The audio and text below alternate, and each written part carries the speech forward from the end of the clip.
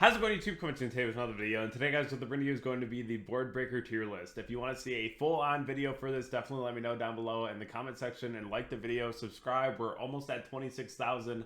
I would really appreciate it. If you haven't already checked my Discord, definitely go ahead and do that as well, because I'm hosting a tournament that is going to be post-ban list, all NDB. When it fills, it fires. Every round is going to take 2 days, so you have that amount of time to find a time with your opponent to go ahead and play. And then the prizing is first place gets VSK9, second place gets Malice, and third place is going to get a Starlight Chant.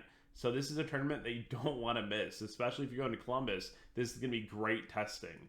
Also, thank you all so very much for over 180,000 views in the last 28 days. I honestly am just at a loss for words. The channel is booming, and, you know, I just am so ecstatic for the amount of support, and I do this all for you guys. So thank you so much. I appreciate it. And without further ado, let's hop right in to the tier list. The first thing I have for today is going to be Raigeki and Illusion Gate. So Raigeki's going to be 1.5, Illusion Gate's going to be tier 1. I think Illusion Gate's going to be just like a smidge higher, and it's just because of the fact that you can Reborn, which makes this card just like inherently so broken. But Raigeki won't really phase out. Raigeki also can't get impulsed or belled, right? So they both have their own use cases, especially if like those cards become really prominent in the format, and then it's like, oh, this card's a little bit more dangerous to activate, right? Because it could just get negated. Whereas things like Raigeki will usually resolve outside of like an Omni or something. But this card is still very strong. I just think that the Illusion Gate is a little bit better. Lava Golem is leagues ahead of Sphere Mode, in my opinion. The Lava Golem really comes up a lot more than Sphere Mode, and I had a long conversation with my friend and teammate Craig, and I was on Sphere Mode, and then I ended up switching up to Lava Golem off of his recommendation, and then that same tournament, Lava Golem came up a lot more than Sphere Mode, and I've been playing Lava ever since.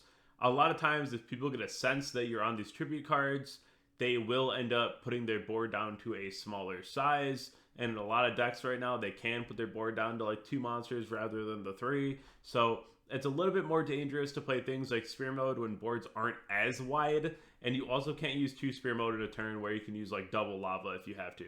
The next one here being Sales Ban. This like could see play if there's like really big issues in the format, or you're like deathly afraid of something like Droll, right? But at the same time, this isn't necessarily something that I would want to see played. It's on the same side of things like Prohibition in my eyes, where it's like pretty mid, and like you can run it, and it's not necessarily that bad, but not really something that I would want to run. Herald of the Abyss is kind of trash. We don't really have to out things right now with this. We have just like many other options at the moment. Just for the sheer power of this card, I would say tier 2 for Ultimate Slayer. This card, it honestly, to me, could almost just be in trash. This card has been so bad, and it had like one good format, and then it's just been back to being bad. But it has a use case, so you could even put it at like could see play. It could see anywhere in these 3 tiers right here. I'll put it in tier 2 because I feel like this card could always be good, but right now it's like pretty mid. But I feel like tier 2 in my eyes is different than if you're doing like actual decks. So if you're talking about decks on the tier list, tier 2 is like, they could be really good, they could be really bad, but tier list for board breakers, tier 2 is like, they're pretty mid. The next one here being Change of Heart. This is just trash. It's just not very good when there's so many ways to like dodge, put something else up, or things are just untargetable, right? Just not very good.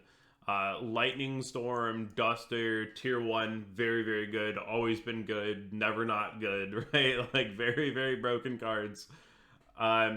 Evenly, it's like top of tier 2. It's like fine, but there's just never really a time when it's gonna be like fantastic. There's a lot of like omnis going out on boards right now too, so it's like pretty mid. It's like fine, but it's not my favorite. As for talent, this is gonna be like top of 1.5.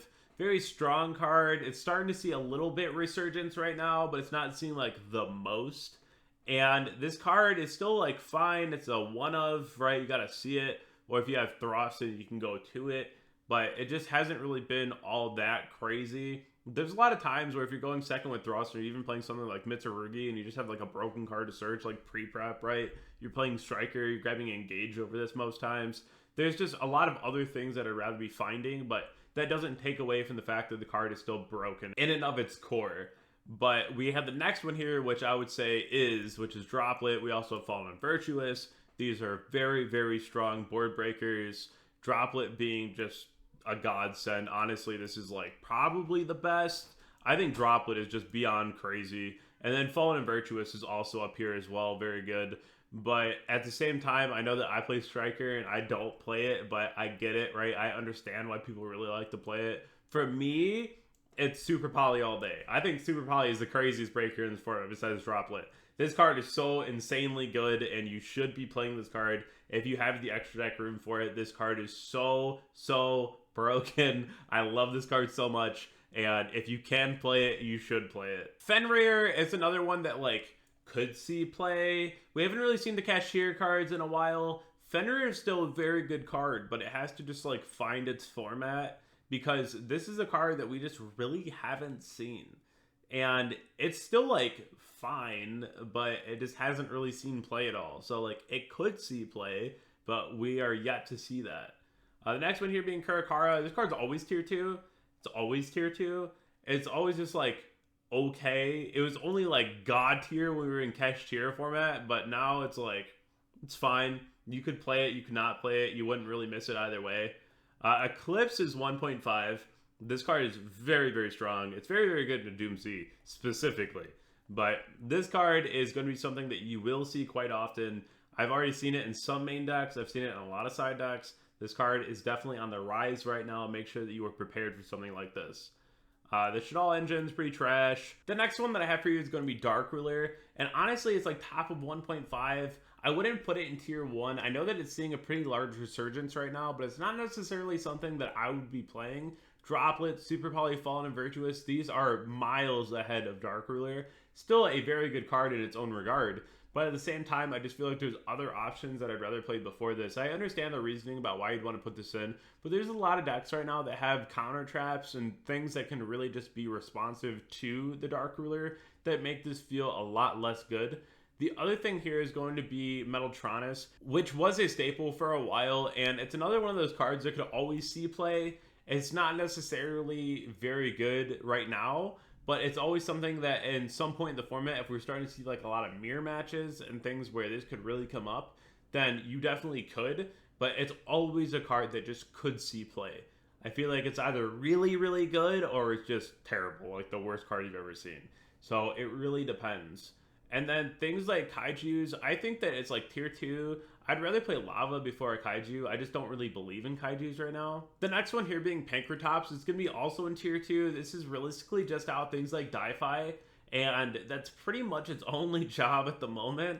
It's pretty okay to run, but it's not ever been necessarily too good in the last couple of years. And it's really right now only to out DiFi. And the last one here is a very specific card, but I will always put this in tier 2 because Gordian Slicer is still a very, very strong card, but it's just going to take the right deck to run it. Definitely let me know what you think about these board breakers down below in the comment section, and I'll catch you all on the next one. Thank you.